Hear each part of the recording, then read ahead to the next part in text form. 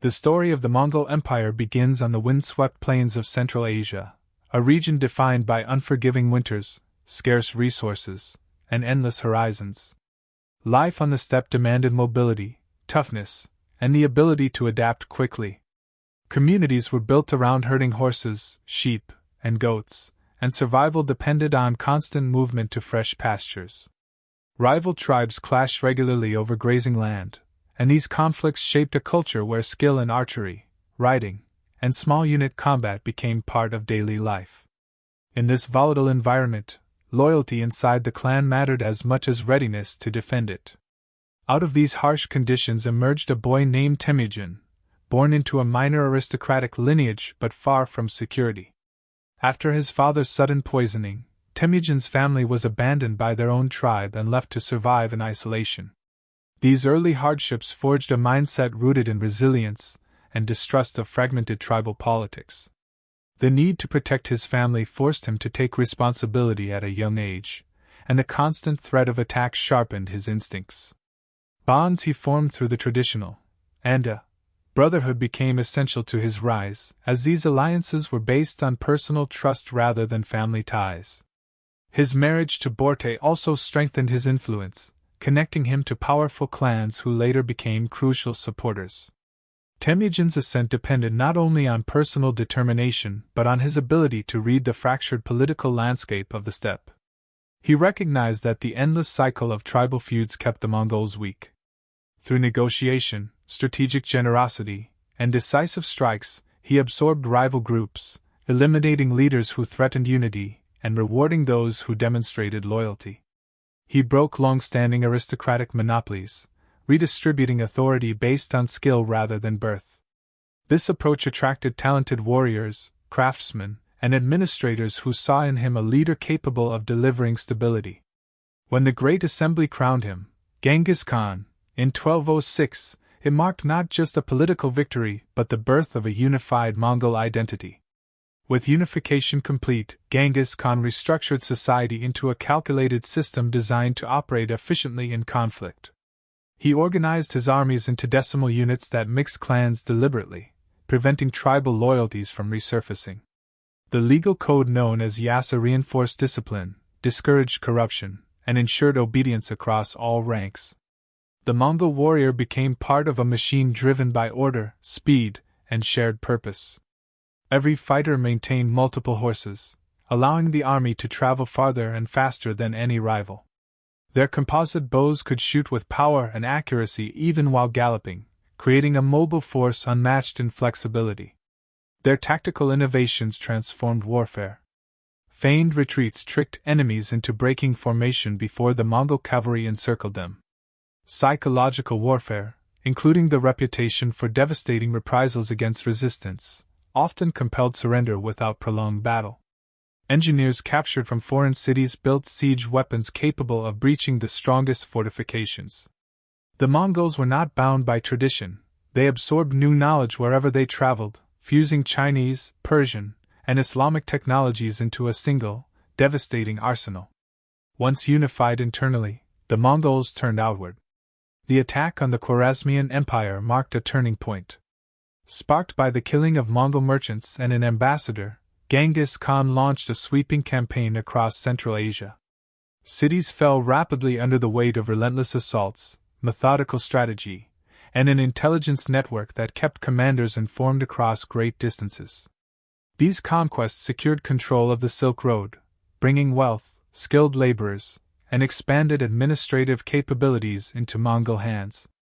In northern China, the Jin dynasty became another major target, and through superior mobility and persistence, the Mongols dismantled its defenses and absorbed its territories. Genghis Khan's death in 1227 did not slow momentum. His sons and grandsons expanded the empire with the same disciplined aggression. Under Ogdi, Mongol forces pressed into Eastern Europe, overwhelming fortresses in Russia before advancing toward Poland and Hungary. Meanwhile, campaigns in northern China intensified until the region fell fully under Mongol command. Monk later strengthened central governance, ensuring the empire did not fracture prematurely. Kublai, another grandson, conquered the southern Song and established the Yuan dynasty, transforming China into the administrative heart of a vast Eurasian network. Under his rule, the empire reached a level of global connectivity rarely seen before, linking merchants, diplomats, scholars, and missionaries across continents.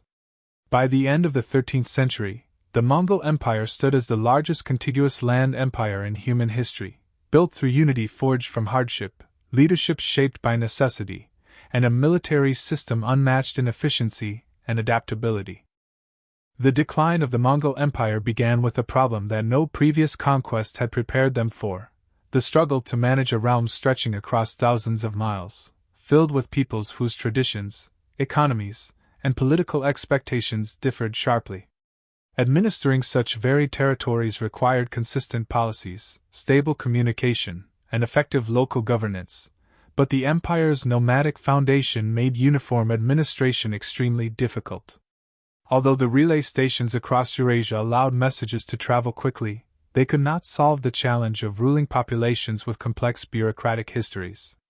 As regions adapted Mongol rule to their own customs, central authority gradually weakened, and the empire's unity became increasingly symbolic rather than practical. A deeper structural problem surfaced after the death of each great Khan. Mongol political culture traditionally relied on a gathering of nobles to choose the next leader, a process designed for a single-step society, not a continental empire.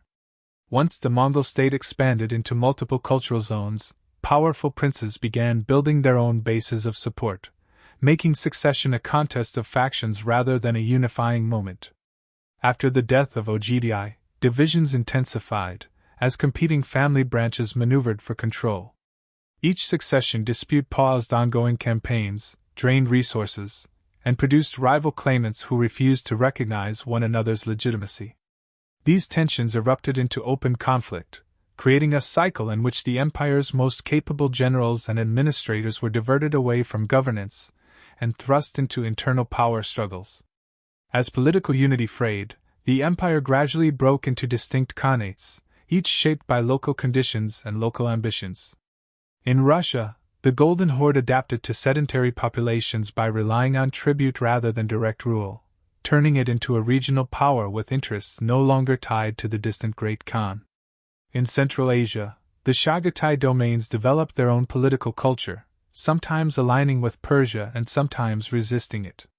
The Ilkhanate in the Middle East embraced local administrative practices but faced its own internal rivalries, eventually losing coherence soon after its ruling line failed to produce heirs. In China, the Yuan dynasty operated as a fully developed imperial state, but its adoption of Chinese governmental structures distanced it from the steppe-centered identity that once bound the empire together. Instead of forming one empire with provincial branches, the Mongol world became a set of increasingly independent states whose leaders pursued their own interests. While these political fractures widened, economic pressures began to strain the foundations of Mongol power. Maintaining armies, ensuring safe trade routes, and supporting elite households required consistent revenue, yet the empire's economy depended heavily on taxation from conquered populations. As resistance movements grew and administrative inefficiencies spread, tax income dropped in several regions. Local rebellions disrupted commerce, especially along the routes that had once served as the arteries of transcontinental trade. This instability weakened the empire's ability to project force and pay soldiers, making it harder to suppress uprisings or challenge regional rivals. The arrival of the Black Death in the mid-14th century delivered an even greater blow. The Mongol network, which had once been the engine of global exchange, now became a pathway for disease. As the plague moved along caravan routes, populations across Eurasia fell sharply. Labor shortages reduced agricultural output, markets contracted, and states already strained by political division found themselves unable to maintain earlier levels of control. The demographic collapse undercut the economic base of each khanate, accelerating their drift into fragmentation and localism. At the same time, conquered peoples grew more confident in resisting Mongol authority. In China, resentment toward the Yuan dynasty intensified as natural disasters, heavy taxation, and administrative corruption stirred widespread dissatisfaction. Rebel movements gained momentum, with the Red Turbans ultimately leading the charge that expelled the Mongols from major cities and restored Chinese rule under the Ming. In the Middle East, the Mamluks halted Mongol advances and eventually secured their regional dominance. In Eastern Europe, Russian principalities slowly consolidated their strength, rejected Mongol demands for tribute, and laid the groundwork for a rising Muscovy that would eventually eclipse the remains of the Golden Horde.